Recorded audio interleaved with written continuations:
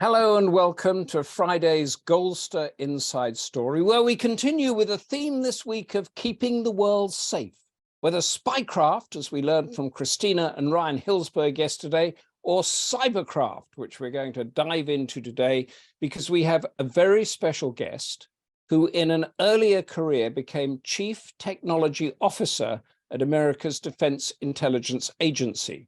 I'm going to repeat that because that's quite a big job. Chief Technology Officer at America's Defense Intelligence Agency. In other words, he protected America's military and security services against hackers. He is also the author of the best-selling book, The Cyber Threat, and is a member of the fantastic SpyX.com network of security experts whom Goldster has worked closely with over the past couple of years, bringing in some fascinating conversations. Today will be one of those for sure, because this morning, and I bet many of you did, I got an email saying someone had tried to access my Facebook account.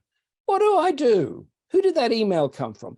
I have a virus program that keeps telling me to buy more of its products, dark web monitoring, anti-tracking, VPN, all of them, of course, costing more.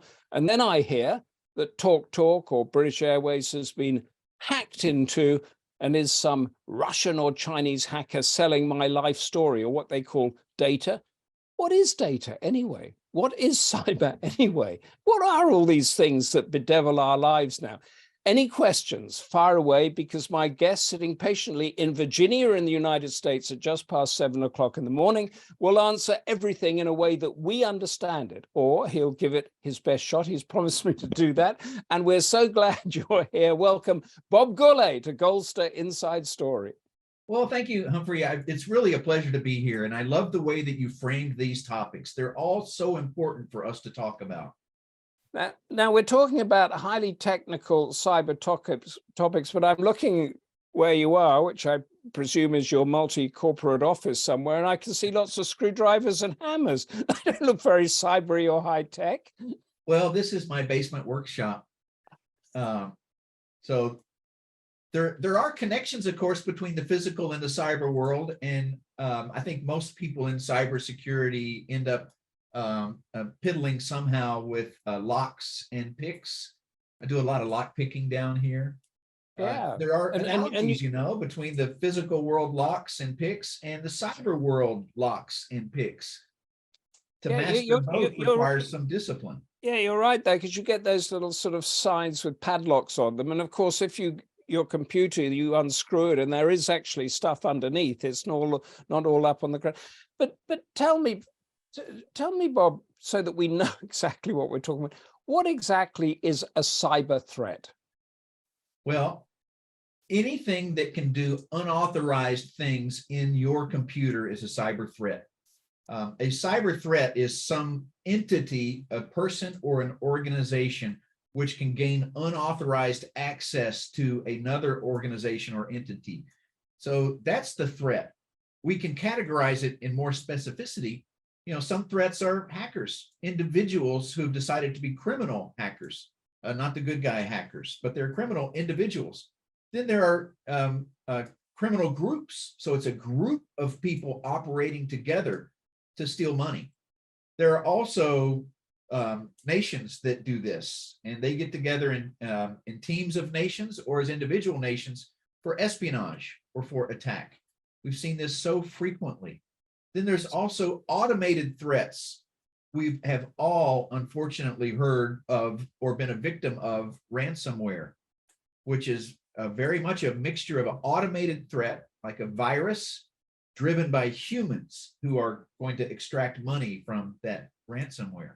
So in the book, you have a section called Who's Attacking, which I looked through. In fact, I'm going to read it out. It says pretty much what you said: national governments, industrial spies, organized crime, terrorist extremist groups, hackers, hacktivists, and trusted insiders. Well, that sounds like everybody is attacking, apart from maybe a Martian and members of your family, although you do say trusted insiders. So right. I guess that could be your kids or your spouse. Right. So that's absolutely true. And this is a very common taxonomy now. It's good to have a taxonomy, because once you break it into categories, you can analyze it and say, what does it look like when a nation attacks? And what does it look like when an insider attacks? If you do that, it helps you prepare for the threat. And if you are a company, you want to prepare to protect your corporate secrets. If you're an individual, you need to think through how to protect your personal finances, your private information, and your photos and family things like that. In any case, you need to understand the threat to better build defenses. Okay, so take us back before we get into that detail, because there's a lot of detail. Ransomware, I get terrified about that, you know, that suddenly everything's frozen. But before we get into that, tell us how you got into this trade, because you look like a sort of nice next door guy that might come and fix my car, but you're more than that, aren't you? Well, no, really, and everyone I know in the cybersecurity community at some point got their call to action and got, in a surprising way, brought into cybersecurity. And I have a story like that too. I had a career. I was a Navy intelligence officer, where the job was to analyze adversaries and bring together all the information you can to figure out what the bad guy's doing and brief decision makers. So as a Navy intelligence officer, I was doing that for about 15 years. Then I got my call to action. I was asked to be the lead of an intelligence organization that defended Department of Defense networks. So this, it's called the J2, the Director of Intelligence, for a cyber command, the Joint Task Force for Computer Network Defense. So all of a sudden, it became my job to understand every adversary that was attacking the Department of Defense in cyberspace, and help advise my decision maker, a two-star general, on what actions he should take. So this was my call to action. It was in 1998, and it immediately immersed me into this world of cyberspace and cyber espionage and what to do to mitigate huge threats from Russia at first, later from China, as it grew to be a cyber powerhouse. Yeah. And so you set up this thing, or you got a team? Just the call to action interested me. Because you were a naval intelligence officer anyway. So what is a call to action? Is that something in your soul, or is it a memo that comes through from your boss? Well, I was working in the Pentagon, and my job was to help the joint staff think through how to work with the Army, Navy, Air Force, Marines when it comes to sharing intelligence. And I had a busy job. I was doing a lot of things.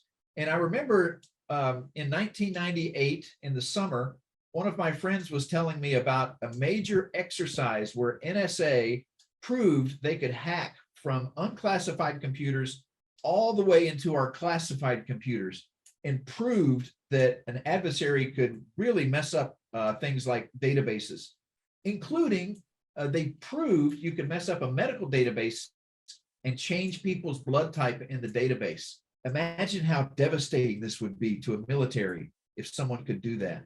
Well, I was told that by a friend of mine who was working closely with that group, another intelligence officer. And I remember when he told me what I said something like, "That sounds very important. I'm glad somebody else is working on that," and kind of just didn't need to pay attention to it because we are a big organization. Someone else is working on it. And I think that's the attitude of a lot of people before you get involved in cybersecurity. Well, just a few weeks later, I was told that I would be the J2 of this new organization. And it caused me to realize I'm in charge of this now. That plus many other espionage cases, major espionage cases, were occurring in our networks. And that was kind of my wake-up call. And did you study this at college, at university? Did you do tech? What's it called? High tech stuff? At first, I was a chemistry major for an undergraduate, and then I did at that time have 2 master's degrees. One was in science and technology at Monterey at Naval Postgraduate School, but it wasn't really cyber defense or cyber attack or anything like this. And then a history degree at Marine Corps Command and Staff College. Now that helped prepare me a lot for this job, because in history you learn that dynamic adversaries will always keep coming and always keep attacking. Persistence is important in war. perfect preparation for being a member of this group that defends DOD. Now, my job was only the intelligence component. It was a team of us who stood up this new organization working underneath a two-star. I had a J3, a director of operations, whose job is to give orders. And my job was to figure out what the adversary is and make recommendations on those orders. So you mentioned history, and you mentioned that you got the call to action in 1998. But is it that the bad guys or the attackers have always been wanting to break into places, to steal things, to use that information against them? So at what stage do we move from what people have been doing for millennia, I presume, to this world of cyber that you're specialist in now? Well, you know, we do have a little bit of history in this book too. And I found in researching the cyber threat that really the first cyber threats were occurring right when humans began to communicate electronically. When the telegraph spread around the world, people soon began to use that for first mischief. There were people who pulled pranks on the telegraph, but the first real cyber attack occurred on the telegraph when a group of criminals conducted fraud, couple brothers, by tapping into a telegraph line and looking for stock trade information and then beating those trades and making money. What year are we? What year are we there, Bob? That was 1834. And soon after, the American Civil War happened. In 1865, by then the telegraph was all over the eastern United States, and it was used by both the North and the South in the Civil War. So we see there evidence of espionage where both sides would listen in to the other's telegraph. Later, they changed into attack, where they would attack each other's telegraph lines. I even found 3 examples where opposing sides would pass false information on the other's telegraph, causing them to move forces in the field differently. So as soon as the telegraph was out there, we have people attacking. So this has been since there was the telegraph and the telephone. And as you were talking, I was thinking of our very famous here Enigma machine and the code breaking that went on. Would that be described as a cyber operation? You know, it would. In fact, I visited Bletchley Park today. It's such a right, which is where it was based, wasn't it? The whole the brains were there. Yes. And walking in those huts and looking at the reconstructed gear and devices really made me feel like this is where it all really began.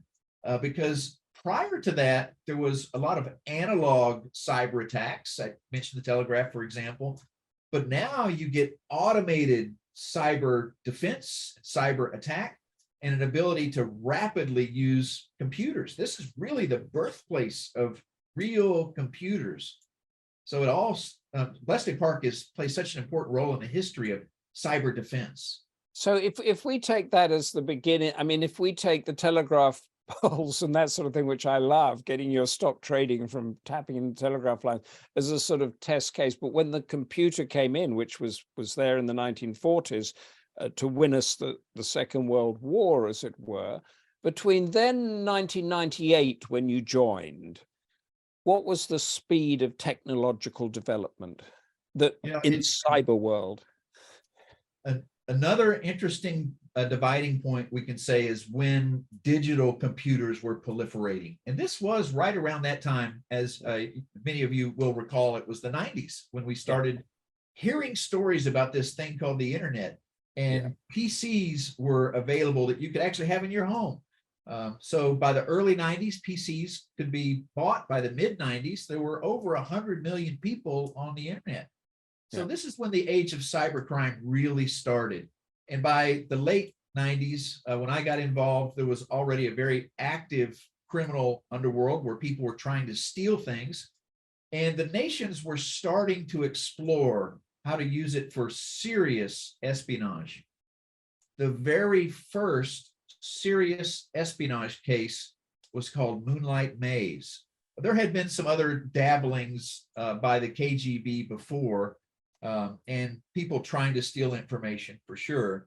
But this was a major operation. Moonlight Maze was investigated here by our law enforcement, the FBI. They didn't know who was doing it, but somebody was accessing computers of Department of Defense, Department of Energy, and many academic places and looking for scientific and technical information. My team was responsible for telling the Department of Defense, who is this and what do we do about it? So I pulled together all intelligence from CIA, DIA, NSA, NRO, all Department of Defense human, and try to figure out who's doing this. And we determined it was the Russians. That was our estimate, the very first massive Russian cyber espionage campaign. What date was that again? That started my involvement in 1998. In doing history and going back, we saw they had been doing it since 1996. And by the time we concluded it was them, that was 99. So I just want to put on my foreign affairs hat here. 1996, we were meant to be having quite a cozy relationship with Russia, weren't we? Yes. And that was when we thought there was be an end of history and that everybody was live as wonderful liberal democracies. But they were, that section were actually coming in and stealing secrets. Yes. Yes. And absolutely, you're right. We had a lot of hope and things could have gone differently, frankly. We really, and so maybe we should have had some hope. But and were they stealing the sort of secrets that make nuclear weapons and hypersonic missiles and balloons that float over the that sort of thing? That's a good question, because one of the clues I had that this was a nation was the stuff being stolen was only of interest to nations. A lot of technology stuff, things like research on a total electron count of the atmosphere. Who was that? Or other scientific and technical things, aerodynamics in vehicles. I don't think they were targeting the nuclear stuff because they realized they couldn't get the good stuff that way. But if they discovered anything, they would suck it back. And we did realize by doing interviews of every organization that had a computer that was hacked, what was on that computer. And then you bring it together and correlate it and figure out who would want all this stuff. And it matched very closely with what the Russians would want. So let me mention something else. So what they were doing there was the equivalent to, that we had our spy Kim Philby and that gave nuclear secrets, and you had your characters of Ginsburg's over there.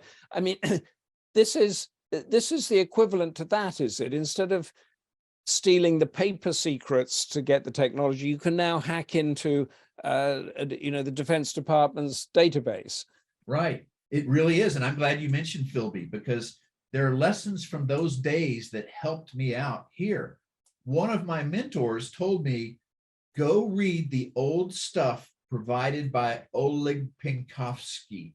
Is that a familiar name? There's the Penkovsky papers, was a very famous episode in the history of espionage. Penkovsky was someone who realized that his system was corrupt. He was a Soviet. He wanted to do something to help freedom, frankly. So he's a real patriot in the Soviet Union and began providing extensive amounts of scientific and technical documents to the West. In the West, there was a book published called the Penkovsky Papers, which then laid out how the GRU operates to collect intelligence. GRU is the Defense Department Intelligence Agency in Russia. At the time in the Soviet Union when he did Soviet Union, yeah. Mm-hmm. So my mentors told me, go read the stuff that he provided us, and I did. And I saw how the Soviet Union operated in stealing unclassified information. And it was so analogous to what was happening in our networks. It had just gone to cyberspace. Penkovsky wrote about how the KGB and GRU would use their scientific community to collect information by sending scientists to conferences. And this is way back in 1962. Well, he listed the Soviet Academy of Sciences as an organization that would help them coordinate that. So then I looked now at Russia, and it looked like a lot of the technology stuff was being led by the Russian Academy of Sciences. And I thought, what if there's an analogy here? What if it's analogous? What if now the Russian GRU and MVD and FSB are using the Russian Academy of Sciences to do this. And that became my operating theory, thanks to the old Penkovsky papers. So if you were beginning working this in the late 1990s, say, and then we came up, and then there was the 2001 9/11 and the wars, and technology speeded up there, and things changed. What is the difference between the world that you joined then in 98 and the world that we're living now in 2023? So very different, because today we're even more connected. The average house has so much connectivity. We have so many devices in our world, our smartphones, laptops, PCs. Many of us have security sensors that are connected to the internet, so many other things. So we're all more connected. And also all of our infrastructure relies on technology now. Our trains, our healthcare systems, our security and national defense systems, they're all connected to the internet and rely on the internet as a backbone of communications. So that's one big change. We're all more dependent on the stuff today, but the threat has changed, because every threat actor out there has realized they have to dominate in cyberspace to be successful. So the threat has grown dramatically. So those are the two huge changes over these last 20 years. And we are going to go into that in a few minutes, into the exact way to protect our lives as humdrum citizens. But you and I connected now, Bob, and I've got a phone over here and I've got this over there. And you're going to tell us, as you've got it in the book, the bit by bit thing. So if any of you have got any questions about how to protect yourself, or any, this is a big topic, but it does impact on us all. And we have one already that has come in from Patricia, who watched an interesting, alarming documentary on BBC4 on Tuesday, The Spy in Your Mobile, about Pegasus, an Israeli spy software used to hack phones of journalists and activists and politicians. Do you know about Pegasus, Bob? I do. And some of this gets emotional, because I'm an individual too, and I've got a smartphone. And I wonder, I've been in security my whole life. I mentioned to you, I had 2 degrees when I started this. I got another master's degree in information security and security. And even with that, and even with my decades of experience, how do I know if my phone is secure? I try to keep it patched. I try to follow best practices. I try not to download anything malicious. I work hard at that. And then we hear something like Pegasus is out there, where they can attack a phone and get into it without me doing anything. They're going to send a message to me. And if I view that message, they're going to be able to compromise my phone. So it gets emotional to me personally. And this kind of company that does this, I think, violate ethics. They're very careful to try not to violate the law, but it violates ethics. So if they're able to do things in compliance with the law, I think we need to change the law and make sure that companies shouldn't be able to do that. But it also sends another important message. If a company can do that, what can a government do? Yeah.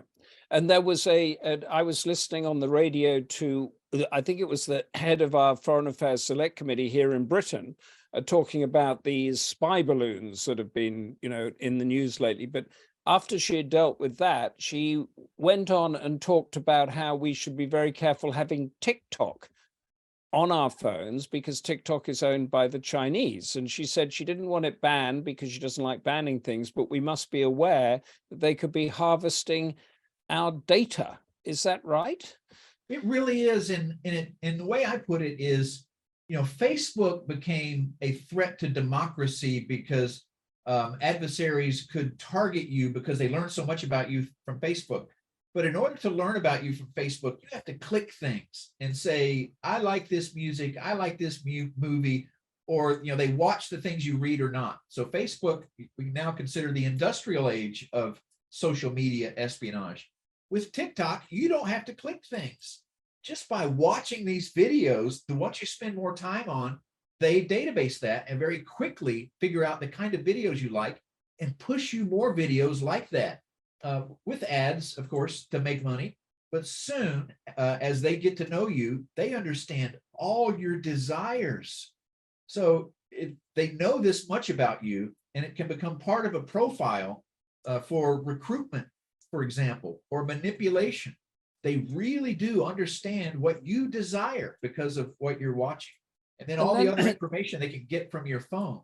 You were talking about manipulation. There's a big investigative expose. I'm not sure if it must be in one of the newspapers in the States, about an Israeli company that has been manipulating elections. I think 30 elections they've manipulated in the past few years all around the world by doing the sort of practices that you've said. Have you heard about this? Yes, I have. And it's another quandary because they're doing things that apparently are not illegal. It's certainly unethical and wrong, which means we need to get together and decide, do we want this to be legal? Shouldn't elections be run in every country without any external influence? So we really, as society, need to figure out how to stop this. Well, we're a bit late in deciding it, aren't we, Bob? Because there was all the allegations about the Russians or the Russians interfering in, was it the Trump election in the US and in our Brexit thing Right. here? The We're Russians a little are slow. among the worst offenders. The Chinese are also doing it in different ways. Yeah. And it's been going on for so very, very long.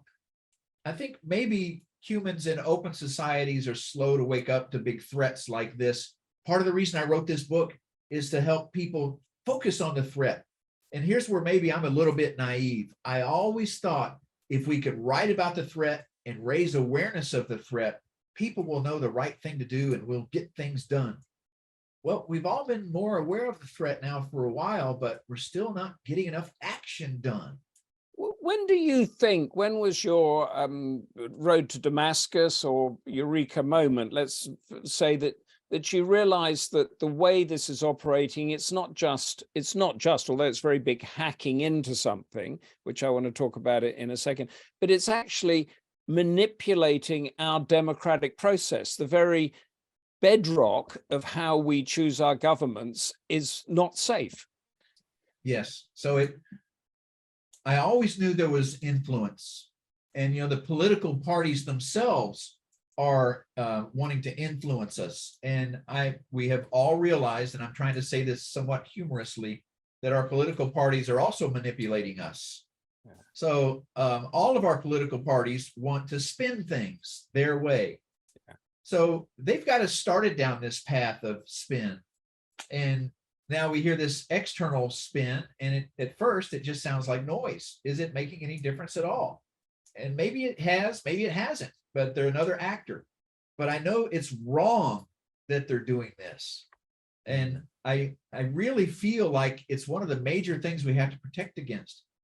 In the United States, there's been a lot of coordination now on a brand new cybersecurity strategy, which is about to be released any week. And they've coordinated this with all other friendly governments for the first time. So it's going to be a massive new strategy. I'm very disappointed to say that, well, I shouldn't say it that way. Not enough attention is being paid to this misinformation in the strategy.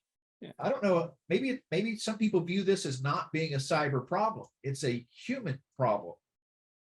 Maybe or it's too big a problem, isn't it? It's because what it does, I mean, the conversations that we have about it here is that you're actually talking about then freedom of the press, then you're talking about, in over there, the amendments to the Constitution, and then do you control social media? But the social media is the weapon of the manipulators, and so it's too big, isn't it, to actually get our heads around? Yes.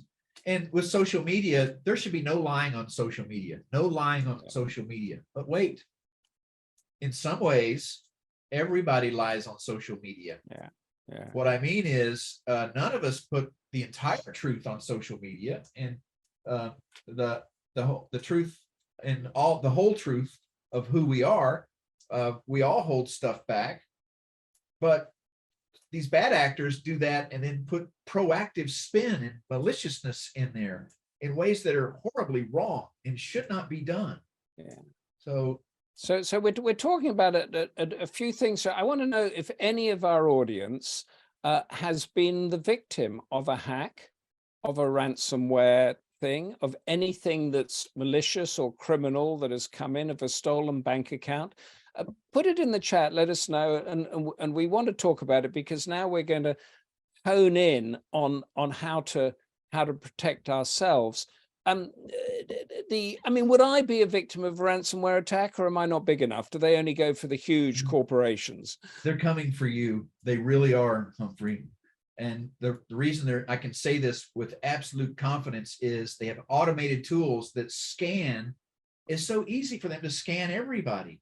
And if there's a vulnerability, it's so easy for that automated scanning software to replicate itself into your computer or your laptop or your phone.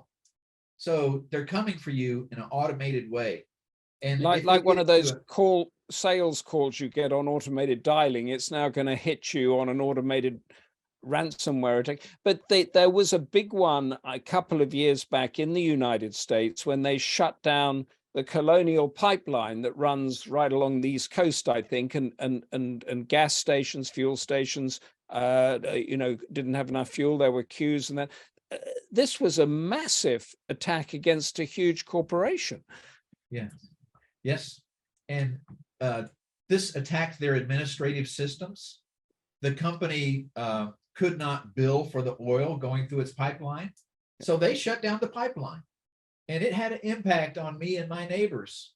There were lines at the gas stations. Some gas stations ran out of oil and ran out of gas. And it just really should have never happened. They should have protected their systems against this ransomware. So who's to blame there? The bad actors are. The criminals. Did they pay the ransom? They did.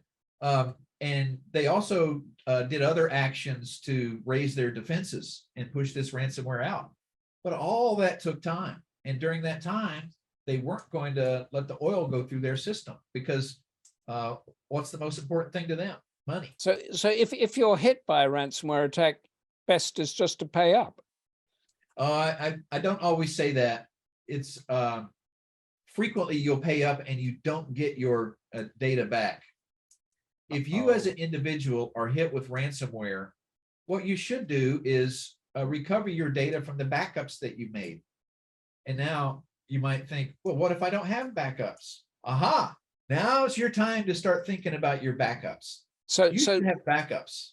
So can I just nail that down for myself and everybody else? If you have, say, Microsoft OneDrive Cloud or Norton Backup Cloud, make sure everything's on that, and then you're going to be all right. It's one of many things. I shouldn't say it's the only silver bullet, but you definitely need to back your stuff up. If you don't have backups, whose fault is it? Though Norton wanted me to pay this morning for extra gigabytes on my backup, and I thought, should I? Because it comes in. Pauline Blasey says, I haven't read this, but I'll read it out. As I nearly had my bank account taken by phone. Apparently they were from the bank. Hold on, the computer's gone. Wrong one here. Apparently they were from the bank. I was distracted, not at home in the car. I nearly fell for it. Changed all my bank details. This was in July last year. I'm still having issues with making those changes. Yes. And let me say, first of all, I'm sorry that this happens. Everybody listening, it's going to happen to you. It's going to happen to your friends and your family. So please think about it in advance. This similar kind of story, the adversaries are so crafty and creative. They'll never follow the same script twice, but it's starting to rhyme lots of times. They will call with very compelling stories and try to get information from you to drain your bank accounts. Sometimes these are long running frauds. It might start with someone saying that you've won something, or you have won a court case, or you're being sued, whatever the hook is to get you started. There's many romance scams, and these are so compelling. There are in the US a growing number of real estate scams and timeshare scams, where people have bought a small vacation property for a couple of weeks, and now someone calls out of the blue and says, I found a buyer for your timeshare. And it hooks you into this long conversation with them. Or sometimes they'll send you court paperwork that says you've won a bankruptcy settlement from this company who owed you money. So many ways they get started. Is that actually a cyber attack or a hack, or is that something that's just using technology in order to con somebody? Well, I have to say, it's the same kind of thing with the election interference and misinformation and disinformation. Are those cyber attacks? Well, no, but they're cyber enabled. So I think cyber needs to be a part of the solution. And the frauds against you, it's the same kind of thing. It's cyber enabled now because these countries are connected around the world. You'll get a phone call that looks like it's coming from your neighborhood, but it's really coming from a different country. You'll get email that looks like it's coming from a business in your city, but it's really not. One of the things I've learned to do, Bob, tell me if I'm right, is in fact on that somebody came this morning and said that my Facebook account had been, and could I press this and fix it? And you go to see actually who the email is from, and it was from one of those auto-generated things. So you knew it wasn't from Facebook, and then you just delete it. That's all you can do, isn't it? Yes. Sometimes I get lucky because sometimes I can do more because I'm connected to people here in the US. So I got one of those emails several years ago, spam, I just ignored, but the spam kept coming. It kept getting more and more creepy, targeting me and my company and my employees in very tailored ways. Finally, I got a spam that I almost clicked on this one. It said, this is from DARPA, the Defense Advanced Research Projects Agency, which I love to talk to. And it said, Bob, here's a list of all of our current programs and budgets. That's the information I want. So I almost click on it, and I noticed, like you did in yours, the header was a little bit different. So now, but they knew who you were, and they knew what your interest was. Yeah. Very specific interest. Yeah. But so on this one, I had the opportunity to talk to the FBI about this one, and they looked at that email and they detonated it in something called a sandbox, where it's okay to open those things. And then they watched how it behaved. And then they told me exactly who it was. They said, yes, we know this. It is a Chinese MSS-driven campaign trying to get into your computer. Good grief. Now, you've mentioned a couple of things that are going to take us off on a tangent before we get to protecting the homes. We heard from Christina and Ryan yesterday about the sandbox. And this is a place where you put roadside bombs to explode safely. Is that right? And you were using a cyber version of that. Yes. Yes. So you put it into the sandbox so that it opens and nobody gets hurt. Yes, and you observe everything it does while it's in there. Yeah. And you mentioned DARPA, which is the Defense Advanced Research Agency, basically, and it was created after the Russians put Sputnik up, and it said we must never let anybody get ahead of us in defense technology again. And if I'm right, I think DARPA was responsible for the email and for Google Translate and all that sort of stuff ahead of the game, and then giving it to the private sector. Yes, and they really are responsible for the internet itself. They funded the development of these interoperable protocols that gave us the internet. Yeah. So but is it DARPA, which is government, or is it people like Google and Amazon or whatever that are now driving the technological change into how we keep safe? That's a good question. You know, there's always a role for government, but so much is now being built in industry. Really, I think industry is the lead on this. In governments, we talk about public-private partnerships, the government working with industry. I begin to advocate for changing the way we say that and calling it private-public partnerships in cyberspace, because the government is not the lead dog anymore. It really isn't. It's the private sector, and government entities need to understand where they should lead and where they should follow.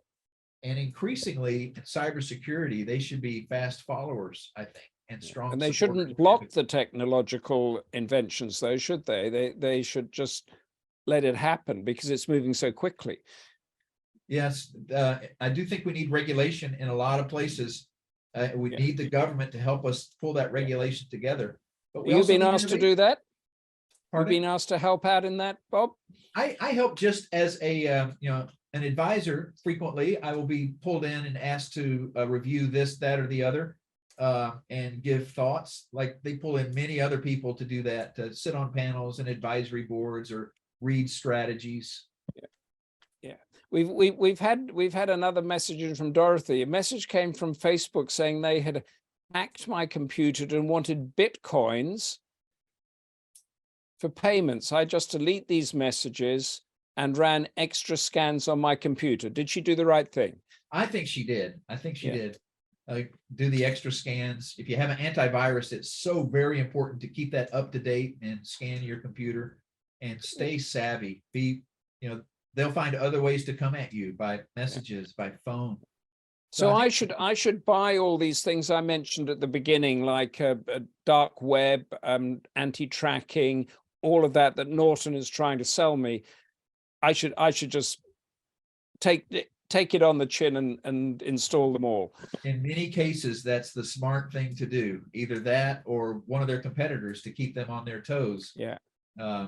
Just make sure it's a reliable antivirus software company. But always remember, the technology alone won't protect you. If you give away your credentials in a fraud, they're coming for you.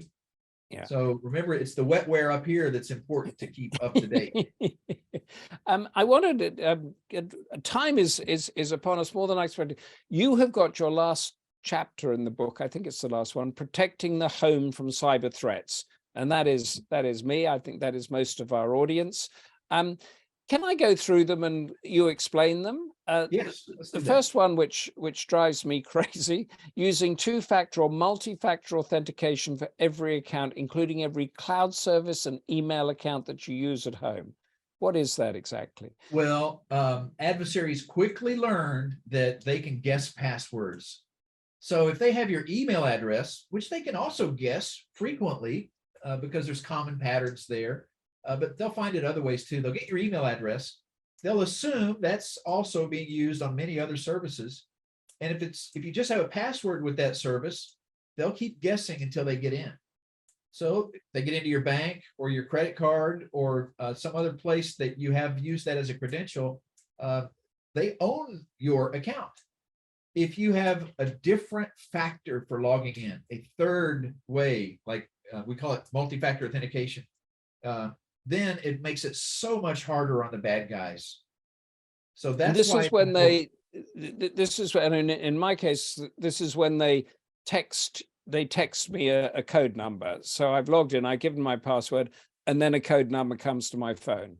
That's two-factor authentication. Yes, it is. And there's other ways of doing that. There's applications that can be on your phone from Google or Microsoft, for example. Okay. But for most, it's sending a text. Okay. Update and patch operating systems, applications, and antivirus and malware software. What does patch mean? Update and patch? Well, there's a setting on your phone and on your laptop and on your PC to automatically update the software. And that's what patching is about. Okay. A hole has been found in your software. It needs a patch. Okay. So if you patch this, then it makes it harder for the bad guys to get through that hole. You were talking earlier about Pegasus and NSO. They really like it when you do not update your operating system. But if something like Pegasus or NSO is found out, Apple quickly writes a defense against that and puts it in their operating system and lets you download it to your phone.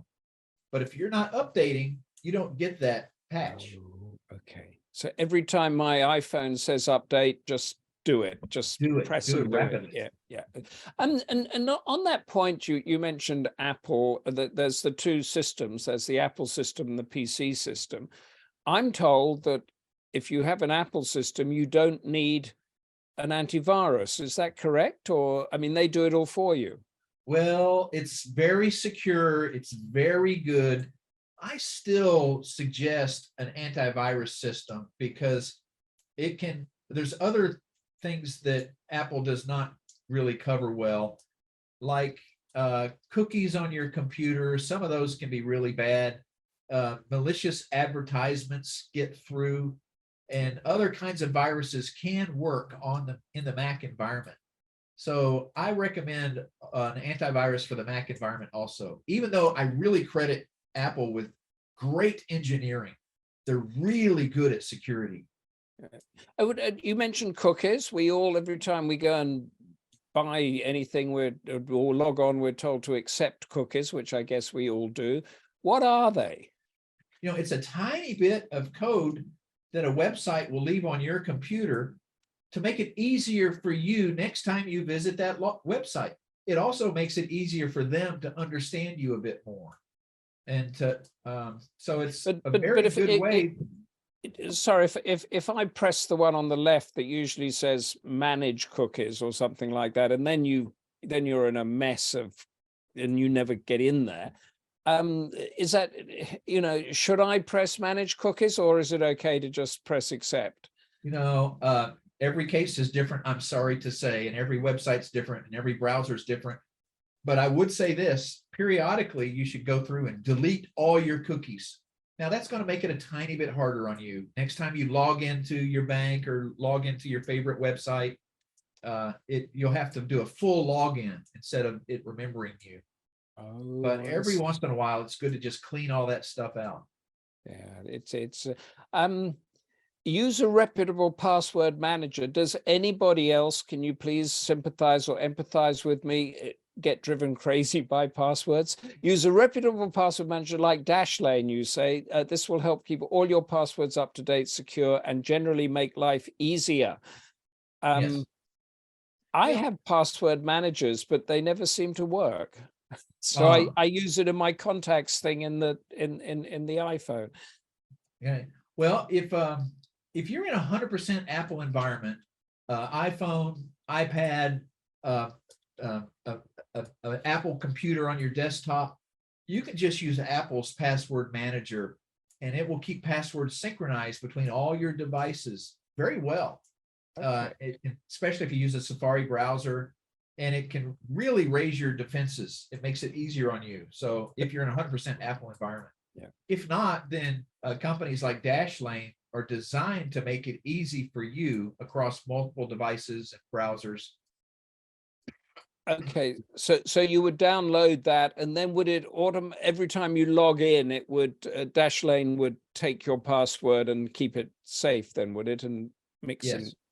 Okay, that's because passwords do, and it seems that as the security or as the hackers become more successful, the password element, that security has become tighter and more irritating for us users. Is that correct? Yes. And if you don't have a password manager, you do what everybody else does, which is reuse a password, unfortunately. Yeah. Now, when the bad guys discover that password, they're able to try it on all your accounts. And what about the facial recognition or fingerprint recognition that some offer? Is that safe? I always think that if I'm kidnapped and somebody's got my phone and puts it like that, then it's going to open everything up. It is, but so don't be kidnapped. And listen, I know guys like you have traveled the world and been in so many dangerous places, and I think you deserve a different kind of protection. Your protection should be extreme, I think. So you need to be very careful personally when you travel overseas, when you go to collect information as a journalist. All journalists, I think, deserve a special level of protection. For everybody else, I think, yes, use those biometrics, especially on a well-engineered device like a Apple computer. It makes it easier for you, and it's much more secure. Right. And you mentioned Apple. If for those people with PCs, is there sort of one button they can press that would make it equally secure? I don't think so, unfortunately. Okay. It's not a one button. It's a bit more complex. Yeah. That's interesting. So if you want to be really feel secure, then you should go into the Apple system and get a virus, an antivirus, and then you're as good as it can get. I think that's probably right. And I'm almost sorry to say that because, in the world, there's a great digital divide. Those of us who can afford computers and those of us who can't. And the Apples are definitely more expensive. We're talking about investment of serious money. So those of us who can afford a computer like that, that's great. It's going to be much more defended. There's members of your family who will not be able to afford that. What do we do for them? So I think we all need to learn how to defend multiple operating systems and help those that can't There's an anonymous question in here from somebody who doesn't want the hackers to know who they are, I guess. I haven't got Norton antivirus, but when I switched on my laptop on the desktop, there was an advert for Norton. I didn't click it on. Could that be a hacker? It could be a hacker. It really could be. Yeah. Someone who wants your information. Yeah. I mean, I presume that anything that you don't quite know that says click on this link, as soon as it's clicked on, am I correct? The malware and the this and the that could feed into your computers. Yes. Diana asks, how do you clear out the cookies? You know, that's different on every browser. Whatever the browser is, look for something that's called preferences or settings. And you go to preferences or settings and then look for where it says cookies and manage cookies. Your second to last one here, this is for keeping the home safe. Change the default password on every device you own, including connected Internet of Things, devices such as security cameras, baby monitors, thermostats, as well as tablets, smart TVs, laptops, and PCs. That's a huge job. It is, but if you buy a security camera, you should accept responsibility for that job. And be sure to log into that and change its default password. Unfortunately, these things are sold with very limited security. And if you don't do that, there's a danger that somebody else is going to connect to your baby monitor. So, sorry, when you say default password, you mean the password that it's sold with in order for you to set it up? Yes. Yeah. Okay. You don't. It's not your own default password. It's that. And then I presume that the new passwords would go into password manager like Dashlane, and then everything would be easy to get into once you've done that. Yes. And now most security cameras, once you've set them up and changed the password, you really don't need to go back to them again.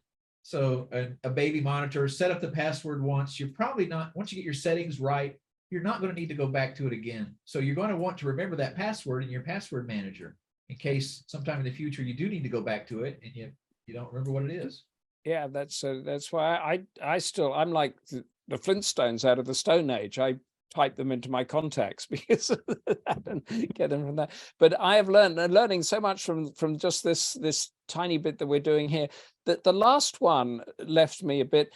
Use a managed DNS service. What is DNS? You know, I'm glad you're asking this because DNS is something none of us need to know. Yeah. And I hate having to use a new acronym on people because you don't need to know it. It's a domain name system. It's how the internet works. It's all in the background. Okay. The analogy I use is it's like the phone book for the internet. It's for how all these computers find each other. There are domain names and then IP addresses in this automatically updated phone book that the major internet service providers share with each other and companies share with each other so they know how these computers should communicate. Well, so how do we know which one we're using?